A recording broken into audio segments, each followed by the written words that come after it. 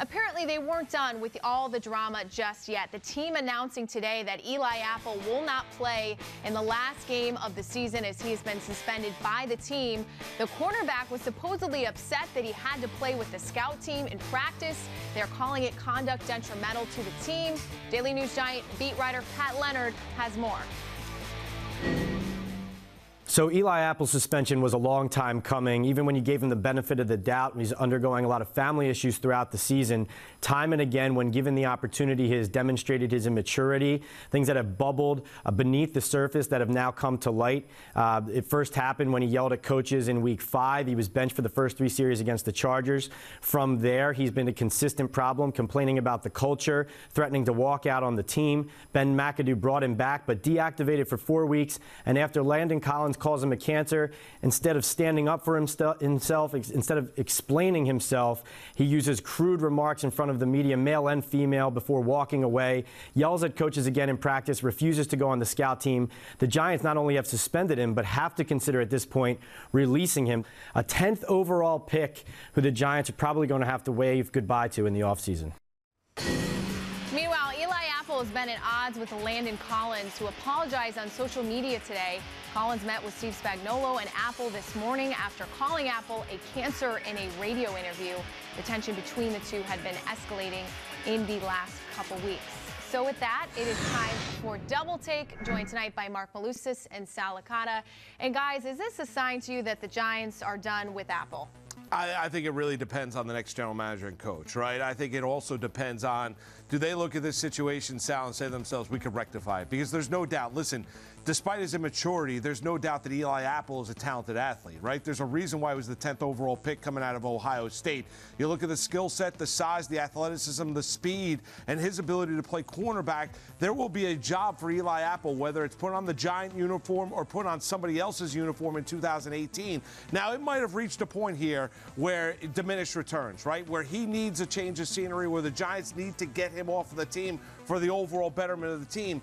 But honestly, he's a really talented player that if you're the general manager and coach and you could figure out a way to give him the necessary support to help him mature a little bit, then he would be a guy that, conceivably speaking, could have a great turnaround. I know it's a long shot looking at this situation right now, but he is a talented kid. No, but I do think you bring up a great point. Now, if it were me, my team, I would have cut him weeks ago. I'm on record saying that. Enough of this nonsense, lack of production on the field, all the disrespect off the field, the chaos, the circus. I don't like the drama, so I would have cut him. But the season is over, obviously, right? It's a lost year. You're going to bring in a new general manager and a new head coach, and that head coach is going to have to command respect in that locker room, take control over that locker room, and not just guys like Eli Apple, Odell Beckham Jr. too. You want to make sure that those antics don't get out of control, and not just Eli Apple on the defensive side either. All the bickering back and forth that you've heard. So the right guy for the job should be able to control and maybe turn around a guy like Eli Apple. It's clearly a cry for help. He's got a lot going on. I mean, the guy's a mess right now. The right guy that you bring in maybe can make the best of him, because you're right, if they don't, he will go somewhere else. Let's say it's New England, for example, because you know Bill Belichick will turn in. And if they give him the right support staff, he might turn around his career. So let's talk big picture now. You mentioned this team. They need a new head coach. They need a new general manager. Well, let's also talk about both Eli's could be gone next year. This is the 3rd cornerback suspended this season. What does this team even look like next year? Yeah, I think it really depends on, who steps in and what they look at this team 17, Sal, and what do they say? Do they say it's a blip on the screen, right? They're going to have a bad schedule, right? Do they say, okay, we revamp the offensive line, right? We go out and add an offensive line. Maybe we don't draft a quarterback with the 2nd overall pick. Maybe we draft a Saquon Barkley coming out of Penn State. And we say, all right, we can bounce back in a big-time way. This is not a talentless team, right? This is not the Cleveland Browns. There are playmakers on this team. Unfortunately, when you look at it, the guys up front, the offensive line, does not allow a quarterback at 37 years of age and Eli Manning to be able to be productive at this stage. So it's a matter of where you view it. Do you need to tear it down, or can you rebuild on the fly in one offseason?